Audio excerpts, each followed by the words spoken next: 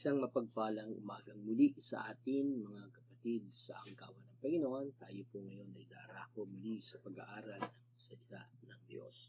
Buksan po natin ang ating Biblia sa mga aklat ng Efeso, sa sulat ni Apostol Pablo, mula sa 16 hanggang 20 na kanyang panalangin para sa atin na mga pinili ng Diyos na iniugpong lang tayong mga hintil.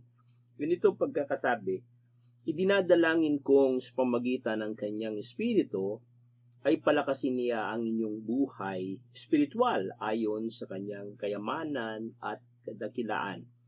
Naway manatili si Kristo sa inyong mga puso sa pamagitan ng inyong pananalig. Dalangin ko na ang pag-ibig ang maging ugat at pundasyon ng inyong gawain upang inyong lubusang maunawaan kasama ng mga inirang ng Diyos kung gaano kalawak, kahaba, kataas at kalalim ang kaniyang pag-ibig. At naway maunawaan ninyo ang pag-ibig ni Kristo na hindi kayang abutin ng pag-iisip at sa gayoy mapuspos kayo ng buong katangian ng Diyos. Sa Kanya na makakagawa ng higit pa kaysa maaari nating hilingin at isipin sa pamagitan ng Kanyang kapangyarihang kumikilos sa atin. Tayo manalangin. Panginoon, ang pagpapala mong muli ang aming hinihingi at hayaan mo, Panginoon, na muli mong ipagkaloob sa amin ang iyong banal na espiritu sa pagpapaunawa, sa pagpapahayag, sa aming pananampalataya na siyang tatanggap upang ito'y maipamuhay. Salamat, Panginoon, sapagkat naniniwala kami ang araw na ito ay pagpapala para sa iyo at muling pagkakataon ng kalakasan na iyong ipagkakaloob sa amin. Salamat po. Basbasan mong iyong salita. Ito po aming panalangin sa pangalan ng aming Panginoong Tagapagligtas. Amen. Dito sa chapter 3 ng Efeso, makita natin na halos ang Efeso ay isa sa doktrina ng mga turo ni Apostol Pablo patungkol sa kaligtasan. At ipinapakita niya dito na ang Panginoon ang siyang naghayag ng kanyang kaligtasan sa pamamagitan ng ating Panginoong Hesus na muli niyang sasakupin ang kabuuan ng lahat ng kanyang nilikha at ito'y kanyang pagkakaisahin. Ito'y ibabalik niya.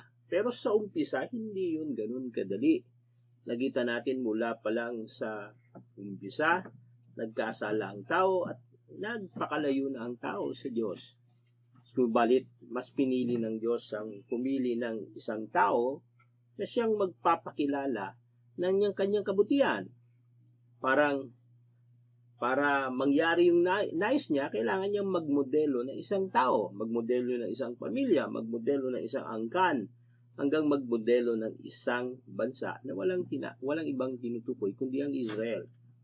Pero sa kabila ng kanyang pagmomodelo ng kanyang kabutihan sa mga taong ito, hindi nawala yung pangako niya ng kaligtasan para sa lahat ng sangkatauhan. Kaya lang hindi yun mangyayari kung hindi muna magsisimula sa paglalagay ng modelo na maintindihan ng tao, na wala kong ibang tinutukoy kundi si Abraham at kalaunan yung buong patriarka at kalaunan yung buong Israel. Pagdating nung tamang panahon, nung pagdating ni Jesus sa lupa, makita natin paunti-unti na iniyayag ni Jesus ang katotohanan at nung mamatay siya, makita natin na sa maraming pagkakataon nasabi niya ang kaligtasan ng lahat. Maging si Lucas nung gumawa ng pahayag patungkol kay Jesus, tinutukoy niya para sa lahat. Maging si Juan, nang pinapakilala niya si Jesus bilang kordero ng Diyos, ipinapakilala niya ito'y para sa lahat. Kaya nga, makita natin, pagdating ng New Testament, unti-unting pinapakita ang katotohanan na itinago mula sa Old Testament. At doon sa chapter 3 na mula verse 1 hanggang verse 15, hanggang verse 14, makita natin, ito yung tinatawag na misteryo ng bagong tipan. na ang paglilingkod ni Apostol Pablo kasi kay Pablo ipinahayag ang bagay na to. Bagamat makita natin ang buong paniniwala ng Israel ng mga alagad pang-Hudyo lang. Pero kalaunan nung si Pablo ay tinawag, nung Saulo pa lang siya, doon pa lang sa pagkatawag sa kanya, yung commission na tinatawag, yung pagbibigay ng bilin kung anong tatrabuhin niya sa Panginoon, makita natin ang ilang bagay. Una, ipapangaral niya sa buong Israel ang salita ng Diyos. Pangalawa, ipapahayag niya sa mga hintil. Ipapahayag niya sa mga hari at ipapahayag at siya'y maghihirap para sa Panginoon. Yun yung apat na bilin sa kanya, kaya tinatawag ni Pablo yung kanyang sarili bilang apostol ng mga hintil. Kasi sa kanya itinagubilin yun. Hindi yun itinutos kay Pedro, hindi yun inutos sa mga alagad. Si Pablo lang ang inutusan nito.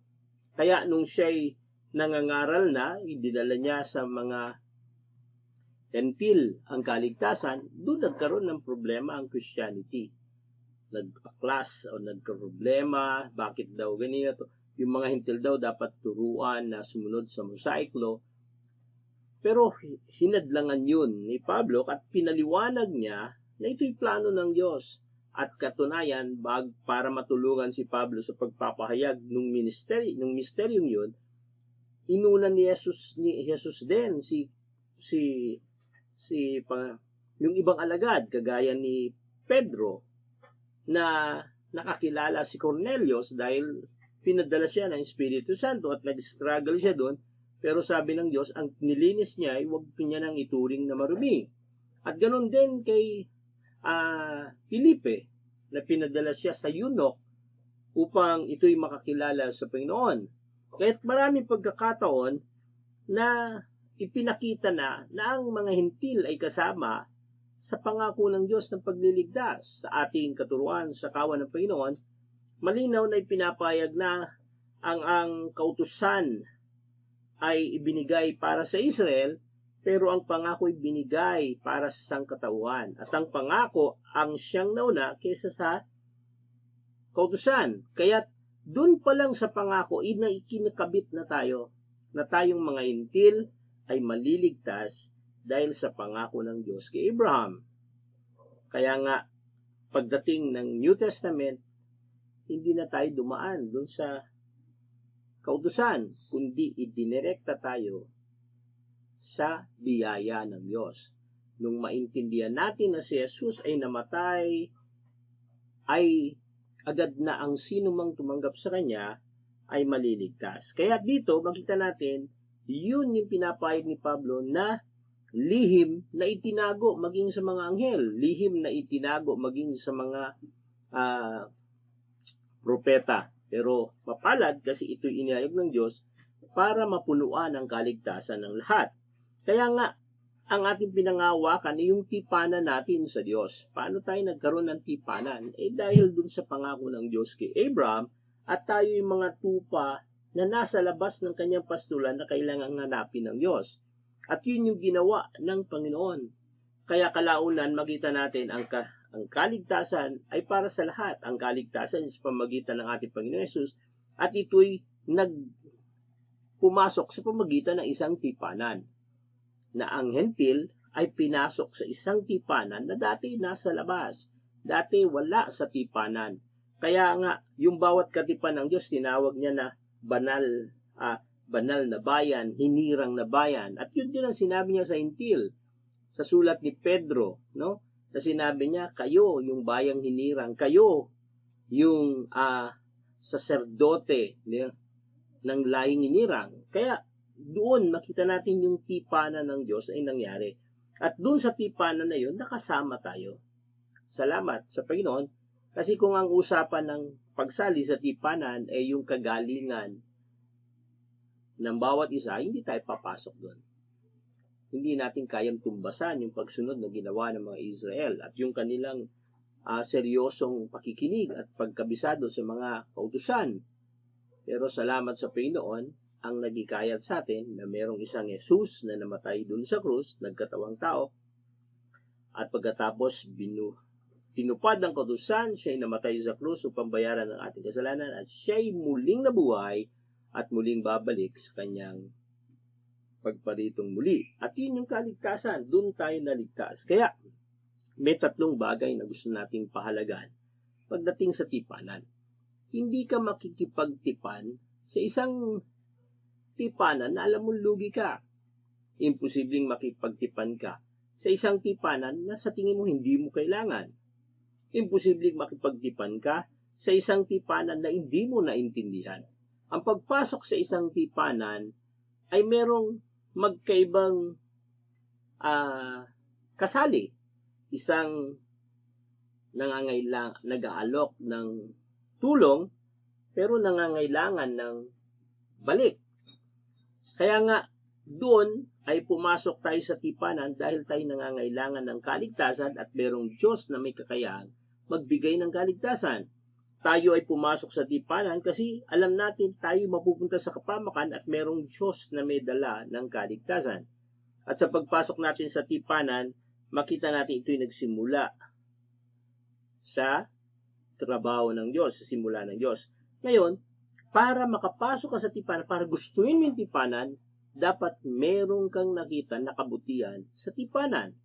At yung tatlong bagay na magandang bagay na dapat nating maintindihan, ito yung ating pag-aaralan. Tatlong mahalagang bagay sa isang tipanan. Katatlong katotohanan patungkol sa Diyos na katipan. Tatlong mahalagang bagay. Bagamat napakarami. Pero dito, idinidiin lang natin yung tatlong mahalagang bagay. Una, yung kalakasan ng Diyos na siyang ipinakita mula verse 16 hanggang verse 17. Na ang Diyos ay may kalakasan, may kapangyarihan, at ang kapangyarihan ito'y nagmumula sa pananampalataya at ito'y galing sa kapangyarihan ng Espiritu Santo. Pag tinignan mo yung pananampalataya ng Espiritu Santo, ito yung ibig sabihin, ang unang tipanan ay yung naintindihan mo yung plano ng Diyos at ikay inalok ng plano ng Diyos at ikay tumanggap, sinuko mong buhay mo at ang Diyos ang siyang gumalaw at kumontrol sa iyo. At yun yung tipanan. Yun yung kabutihan ng tipanan. Kaya, makita natin dito yung tinatawag na yung word na strengthen the inner being. Pinalakas yung inner being, yung buhay espiritual natin sa pamamagitan ng bagay na to. Pinakita yung kapangyarihan ng Diyos.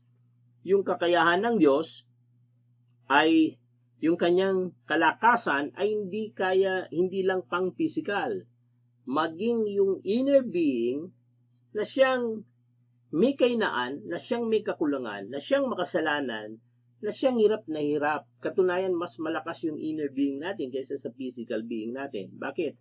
Kinokontrol ng inner being yung physical body. Kung ano yung gusto ng inner being, yun ang ginagawa ng body. Pero salamat, ang Diyos natin ay hindi mahina. Ang Diyos natin ay makapangyarihan. Yung nakipagtipan sa atin ay may dalang solusyon, may dalang pag-asa. Kasi nung hinipo niya tayo, may kakayahan siyang baguhin tayo. Hindi kanya tatawagin nang wala siyang gagawin na pagbabago sa iyo. At doon makita natin kahit anong kainaan natin, kahit anong pagkaalipin ang dala natin, kahit anong pagkukulang, merong Diyos na kayang magbigay kasi merong Diyos na malakas para tayo iligtas. Okay. Kaya dito, may tatlong bagay lang na makita natin kung bakit lumakas ang kapangyarihan ng Diyos sa taong tumanggap ng kaligtasan. Una yung word na surrender. Isinuko nung tao yung kanyang kaalaman, isinuko ng tao yung kanyang pagnanais, yung isinuko ng tao yung kanyang buhay sa Diyos na siyang nag-alay ng buhay sa atin, ang ating Panginoong Yesus.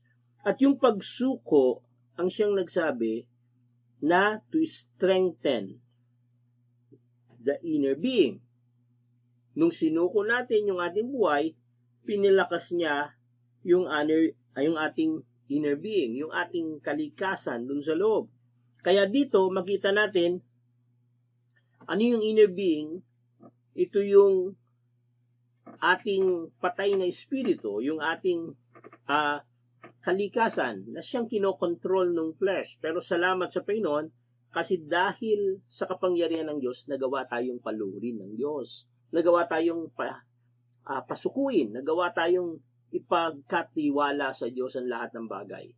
Kaya hindi yung tipanan na pinasok natin na parang ang kaligtasan ay ginawang madali.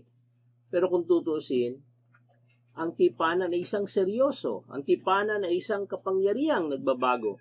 Ang isang tipanan ay isang epektibo na paraan ng Diyos para sa pagbabago ng tao. Kasi ito'y kapangyarihan, ito'y kalakasan ng Diyos. No? Kaya dito, makita natin dito, una, yun nga, ang kalakasang ito ay lumalakas kasi meron kang sinuko. Yung ating sarili mahina. Pero sa oras na sinuko mo yung iyong sarili, dun nagkakaroon ng kalakasan pa yun. Kita nyo gaano kabaliktad ang mundo sa spiritual na aspeto. Sa mundo, pag sumuko ka, mahina ka. Pero sa spiritual, pag sumuko ka, makita mo yung kapangyarihan, kakalakasan ng Diyos sa buhay natin. Pangalawa, makita rin natin dito yung sa oras na isuko mo, mas lumalaki yung kakayahan ng Diyos na kumontrol sa iyo. Kasi sa oras na sumuko ka, dumarami yung possession ng Panginoon sa buhay natin. Maring sa umpisa, bigyan lang natin ng pagkakataon ng Diyos. Kumbaga, part-time lang yung Diyos sa buhay natin. Sa buong buhay natin, parang isang bahagi lang siya. Isang kalagayan lang siya sa buhay natin. Pero salamat sa Panginoon, ang gusto niya maging Panginoon at hindi niya gusto na maging kapantay. Gusto niya maging Panginoon at tayo yung kanyang bayan. At dahil dun, makita natin, mas malaki yung kapangyarihan ng Diyos na siyang kumokontrol kaysa sa atin.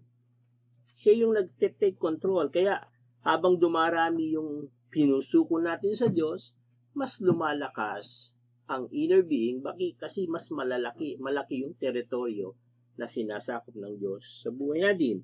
At hindi lang yun, sabi niya doon sa verse 17 na may kakayahan ang kapangyarihan ng Diyos, yung kapangyarihan ito para bigyan tayo, basahin ko yung verse 17, naway manatili si Kristo sa inyong mga puso sa pamagitan ng inyong pananalig dahil dalangin ko na ang pag-ibig ay maging ugat sa pundasyon sa lahat ng inyong gawain.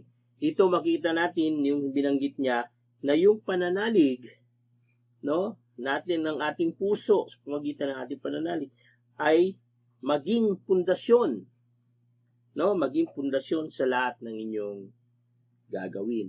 Kaya dito makita natin maging yung lahat ng ginagawa natin nakapundasyon ang Panginoon, na kung titingnan natin sa ibang version ay nagiging kawangis tayo ng ating Panginoon. At ito yung kalakasan ng Panginoon. Hindi niya lang kayang pagalingin ang iyong sakit. Ang pinakamalaking himala na kaya ng Diyos, yung isang taong makasalanan, kaya niyang gawing matuwid. Yung isang taong malayo sa Diyos, kaya niyang maging malapit sa Diyos at nag-aanap ng Diyos. At yun ang ginawa ng Diyos sa atin. Kaya ang nagtatrabaho dito, ang kapangyarihan ng Diyos, ay ang Espiritu Santo na nagtatrabaho sa atin upang yung ating kalikasan na mahina ay makaramdam ng kalakasan mula sa Diyos. Yung ating buhay na makasalanan ay makaramdam ng kabanalan o katwiran, katotohanan na mula sa Diyos. Yung buhay nating nasa pagkalibing ay makaramdam ng kapangyarihan, ng kalayaan dahil sa banal na Espiritu. At yun yung unang napakalaga. Kung makikipagtipan ka, tiyakin mo, malakas yung katipan mo. Sa panahon ngayon ng mga digmaan ng Israel, ng Russia, makita natin yung nagsasanib puwersa. Ang common, ang isang bansa ay makikipagsanib puwersa doon sa mas malakas, doon sa mas makapangyarihan. Hindi ka makikisanib sa persa kung alam mo ito'y mahina o ito'y talunan. Nakikipagsanib persa ka dun sa taong malakas. At yun ang katotohanan ng isang tipanan. Na may kakayahan ang Diyos sa lahat ng ating pangangailangan. Kaya siya yung tamang katipan. Siya yung tama na dapat lapitan. Mga kapatid, maintindihan natin nawa na kapag wala ang Diyos sa tipanan ng buhay natin, papasok tayo sa isang bagay na parang umiikot pero walang katiyakan. Pero kapag ang Diyos ang katipan dahil sa kanyang kalakasan, dahil sa kanyang kakayahan, walang bagay na mangyayari sa iyo na hindi papunta sa pagpapala at kabutihan. Kasi merong mas makapangyarihan na siyang kumokontrol at tumutulong sa atin. Yung ating mga kainaan, magiging kalakasan. Papalitan sa pamamagitan ng Espiritu Santo, yung puso natin ay babaguhin ng Diyos. Pangalawa, hindi lang yun. Sabi niya sa verse 17 sa dulo hanggang verse 18, sabi niya nga yung pundasyon sa bawat ng inyong gawain. Tinutukoy niya dito yung pag-ibig, pero sabi niya sa verse 18, upang inyong lubusang maunawaan kasama ng mga inirang ng Diyos kung gaano kalawak, kahaba, kataas, at kalalim ang kanyang pag-ibig. At naway maunawaan ninyo ang pag-ibig ni Kristo na hindi kayang abutin ng pag-iisip at sa gayoy mapupuspos kayo ng buong katangian ng Diyos. Okay. Yung pangalawa ay yung pag-ibig na mula sa Diyos. Ito yung pangalawang mahalaga na maintindihan natin sa katipan. Gaano niya tayo kamahal? Ba't siya nakikipagtipan? Gaano siya kaseryoso sa atin? At yun yung katipan. Maraming pagkakataon na merong lalaking nanliligaw, pero kaya lang siya nanliligaw, hindi dahil sa mahal niya yung kanyang nililigawan, kundi parang gusto niya lang na parang isang laro o isang pustahan, or minsan na-develop lang, pero kalaunan, hindi niya ito mapapangawakan kasi sa totoo, hindi niya talaga ito minahal. Ang ating Panginoon, makita natin sa lahat ng galaw niya, sa lahat ng desisyon niya, tayo yung mahal niya. Kasi makita natin, hindi biro yung ginawa niya sakripisyo para tayo ligtas. Kaya, pangalawa, sa pinakamalaga, gaano ba ako kamahal ng aking Diyos? Gaano ba siya kaseryoso sa akin? At dahil makita natin ang lahat ng kabutihan sa Diyos, kaya yun yung kapangyarihan ng Diyos na siyang pabor sa ating tipanan. Siya'y mapagmahal. Siya'y ganap pagdating sa kanyang pagmamahal. Kaya nga, ginamit dito yung word na una, yung salitang rooted, no? Dwell. Sabi niya, ginamit niya yung dwell. Nang ibig sabihin, nung dwell, ay yung God's presence ay naroon na sa iyong puso. Kaya sinabi niya yung dwell, mananahan, to reside. At yun yung unang gagawin ng Diyos kapag maintindihan natin yung ganyang pag-ibig, nagre-reside siya sa puso natin. Pangalawa, rooted. Yung word na rooted ginagamit sa halaman, no? Nang ibig sabihin rooted, nakakakuha siya ng mas maraming kakayahan para kumapit sa soil at makakuha ng pagkain. At yung pangatlo, pundasyon, foundation na ang tinutukoy, grounded na siyang foundation na ang tinutukoy doon ay walang iba kundi parang architectural or parang building na ipinakita doon na yung pag-ibig ng Diyos ay naka-establish, no? Must be rooted, established in love. At yun po yung maganda doon na yung ating Diyos, yung kanyang pag-ibig, yung pag-ibig na mula sa Diyos ay ganap, no? Isang ganap na pag-ibig. Ito'y nakapundasyon. Ito'y nakalagay sa ating puso at ito'y hindi matitinag. Pangalawa, makita natin na yung kanyang pag-ibig ay endless. Walang limitasyon. Hindi lang siya nakapundasyon, wala rin siyang limitasyon. Ibig sabihin na yung pag-ibig niya ay makapangyarihan at walang kahinaan. Maraming pagkakataon na ang pag-ibig ng tao ay nagiging marupok kapag ito'y niloloko, kapag ito'y nakaramdam ng maling bagay na ginawa sa kanya. Kahit gaano mo kamahal isang tao, biglang nagbabagong iniisip. Ang pag-ibig ng Diyos ay parang Parang salamin, may nakita ka sa kanya, kaya't nag-reflect sa iyo. At dahil doon, minahal mo siya. Nakatingin sa panlabas na kalagayan.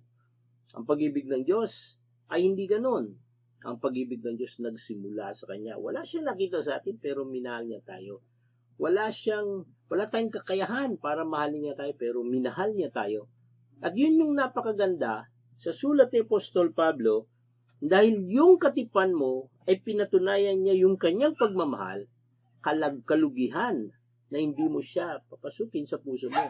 Kasi nakita mo kung gaano kapangyarihan ng iyong katipan, agad kang nag-apura at gusto mong makasama siya. Gusto mong isuko ang lahat ng bagay para sa kanya. Kaya yun yung maganda. Una, dapat dahil doon, na-establish yung ating pundasyon sa Panginoon. Pangalawa, naintindihan natin na yung kanyang pag-ibig ay limitless, endless, no? Sabi doon, gaano man kataas, gaano man kalalim, gaano man kaluwag, walang makakapigil, no? Yung dimension niya, sagad-sagad. Ganun magmahal ang Diyos. Hindi siya agad nagsasawa, hindi siya agad na nagiganti o nagagalit para sa atin. Okay, pangatlo, makita rin natin dito yung filled us with His presence, na ipinakita dito na kayo'y, sabi niya, at sa gayon mapupuspos kayo ng buong katangian ng Diyos. Dahil sa pag-ibig ng Diyos, mapupuspos tayo ng kabuuan ng katangian ng ating Diyos. At ito yung kagandaan, yung Christ-likeness. Dahil sa pag-ibig ng Diyos, nagikaya tayong magbago. Dahil sa pag-ibig ng Diyos, tinatanggap natin yung kanyang kaligtasan.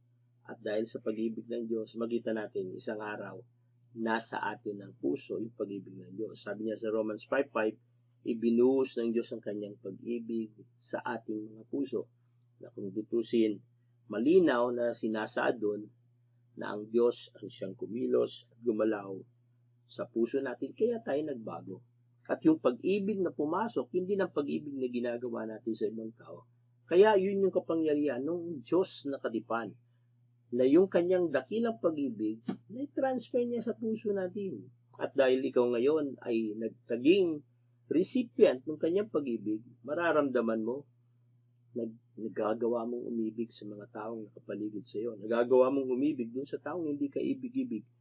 Kapangyarihan yung pag-ibig na nasa atin. At yan ay bunga ng ating katipan. At panguli, makita natin sa verse 20, yung kanyang kakayahang walang makadlang.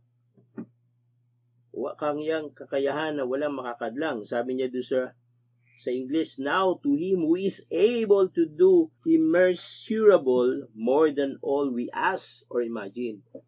Diniin doon na yung pag-ibig ng Diyos ay ibinuhos na nasa atin, yung kanyang, sabi niya sa 20, God is able. Ang Diyos ay makapangyarihan, no? Hindi niya lang kaya, kundi may kakayahan siya, may kapangyarihan siya na gawin yung bagay na hindi natin kayang gawin. At yun yung maganda na makita natin. Sabi niya, more than what we ask, more than what we imagine. Dalawang bagay, yung kayang gawin ng Diyos, yung kaya nating isipin, ay kaya nating sabihin, at yung kaya nating higit pa dun sa kaya nating isipin. Sa madaling salita, itong bagay na ipinakita na kakayahan ng ating katipan ay walang iba, yung kakayahan na walang makakapigil. Tingnan nyo, si Pablo, isang makasalanan, isang namatay tao, pero magulat ka na naging apostol, naging lingkod ng Diyos, at naging kawangis ni Kristo. Tanong, kung yung pag-ibig ng Diyos ay hindi makapangyarihan, kaya bang maging ganun yung isang taong makasalanan? Yung isang taong lumaki sa paniniwalang mali ay biglang nabago? Kasi dahil yun ay kakayahan na walang makakahadlang. Pagka, sabi niya, God is able. Kapag pinili ka niya, may gagawin siya sa iyo. Si David ay naging hari mula sa pagiging pastol. Makita natin kung paano binago ng Diyos yung kanyang buhay. Pagitan natin sa iba't ibang paraan kung paano naging makapangyarihan ng Diyos sa buhay natin. Maging sa pang-araw-araw nating buhay, mga kapatid. Gumagalaw ang Diyos, kumikilos ang Diyos. At yun ay bunga ng tipanan. Nakatali ang Diyos sa tao na mahina, siya na malakas ay nakatali kasi nag-alok siya ng tipanan. Nung tumugan ka sa tipanan, walang magawa ang Diyos kundi pagpalain ka. Nung magkulang tayo, hindi magawa ng Diyos na magkulang din siya. Kasi siya'y tapat sa tipanan. Tayo yung hindi naging tapat sa tipanan. Kaya gumagawa pa rin ang Diyos ng paraan para ibalik ka sa pagiging tapat. Balik tayo sa kanyang naisin, sa kanyang layunin. At doon tayo nagpapasalamat sapagkat si Pablo na nakaunawa sa Diyos, kita niya kung anong ginawa ng Diyos sa kanya. Tayo naman na mga mananampalataya, tayo naman na tumanggap sa panahon natin, nakita natin kung paano rin gumawa ang Diyos sa iba't ibang paraan. Paano niyang binago yung ating makasalanang buhay, paano niyang inalis yung mga bagay na siyang umaalipin sa atin, paano niyang binigyan ng kakayahan yung mga taong walang kakayahan at nagawa niya. Pagitan natin sa Biblia, hindi mga dakilang tao to. Ang mga apostol ay mga hamak na mangingista. Pero makita natin, nung pinili sila ng Panginoon, God is able. May kakapangyarihan. Nung sila yumarap sa mga teachers of the law, makita natin, walang magawa yung teachers of the law. At sila yung mga, saan kumuha ng karunungan ng mga taong ito? Yun ay kakayahan na galing sa Diyos. Kung sinabi niya, I will make you fishers of men, umahad lang yung iba, yung mga opponent, umahad lang, hindi, wala sila makakagawa lang. Kasi nagawa natin yung unang part, ano yung unang part? Nanampalataya ka, kaya pumasok ka sa tipanan. At dahil doon, naintindihan mo yung pag-ibig ng Diyos, yung kanyang kapangyarihan ng pag-ibig, kaya umibig ka rin sa Kanya. At dahil doon sa naranasan mo pag-ibig, at dahil doon sa ginawa mo para ibigin siya, ang ginawa naman ng Diyos, ipinaramdam sa iyo yung kakayahan niya para gawin sa iyo yung gusto niya, yung nais niya, yung perfect will of God, yung kabutihan ng tipanan. Kaya salamat sa Panginoon, tayong narito sa kawan ng Panginoon, pinapahalaga natin yung tipanan. Naramdaman natin yung kanyang kakayahan para tayo ligtas, yung kanyang kapangyarihan sa pamamagitan ng Espiritu Santo. Naramdaman natin yung kanyang pag-ibig sa atin mula noong mamatay siya sa krus hanggang sa panahon ngayon. Nararanasan natin at higit sa lahat, alam natin yung kanyang kakayahan na walang makakadlang. Maraming pangako ang Diyos sa atin. At yun ay pwede nating angkinin kasi kasama tayo sa pangako ng Diyos mula pa lang kay Abraham. Pero alam nyo, yung angkinin mo yung pangako ng Diyos, kailangan ng isang kakayahan. Yung pagbabago ng ating buhay, kailangan ng isang kakayahan. Hindi kayang baguhin ng isang tao ang kanyang sarili, malibang may kakayahan na nanggaling sa iyong sarili, sa iyong spirito, na siyang gumawa at nagpapayag na kalimutan mo ang bagay na kainaan mo at naisin mo yung bagay na gusto ng Diyos. At yun ay nanggaling sa kakayanan. At salamat sa Panginoon kasi yung Diyos ko, hindi niya lang gusto na mabago ko. May kakayahan din siyang mabago ko. Yung Diyos ko, hindi niya lang gusto na gumaling ako. May kakayahan siyang pagalingin ako. Yung Diyos ko, hindi niya lang gusto na lumago ako sa pananampalataya ko. May kakayahan din siyang paluguin ako. Mga kapatid, nung naglingkod tayo sa Panginoon, naranasan mo na ba yung kapangyarihan ng kanyang banal na Espiritu? Nung tinanggap mo ang Panginoon bilang tagapagligtas, siya nagpaliwanag sa iyo. Nung salita, siya nagbigay ng kakayahan para maintindihan natin. Siya nagbigay ng kakayahan para isuko natin ang ating buhay. At yan ay galing sa Diyos. Naranasan na ba natin yung kanyang pag-ibig? Kasi sinasabi ni Pablo, hindi niya masukat. Kahit anong panukat ang gabi niya, hindi niya may paliwanag. Lampas-lampas. dun sa pamantayan ng tao. At yun ang pag-ibig ng Diyos. Kailanman hindi ka titigil hanga sa Kanya. Kahit masanay ka kung gaano siya pagiging mapagmahal, isang araw magugulat ka, hahanga ka uli sa Kanya. Kasi yung pag-ibig niya ay talagang may kapangyarihan para magbago ng tao. Higit sa lahat, naranasan na ba natin yung Kanyang kakayahan na gawin sa atin yung mga bagay na parang imposibleng mangyari? Mararamdaman mo yan sa maraming pagkakataon na siyang gumagalaw at kumikilos. Kung tayo man may karamdaman, may kakayahan ng Diyos na pagalingin tayo. Kung tayo man may kahinaan, may kakayahan ng Diyos para tayo palakasin. Kung tayo man ay may mga kailingan sa Panginoon na sa tingin natin makakahadlang sa ating pananampalataya, hindi magkakahadlang para ipayag natin ang Kanyang kabutihan, yung testimony ng ating buhay, may kakayahan ng Diyos para tulungan tayo at baguhin tayo. Sa oras na to, nawa naintindihan natin, pagpasok sa tipanan ay hindi parang pagpasok sa isang reliyon na pagkatapos ay wala lang.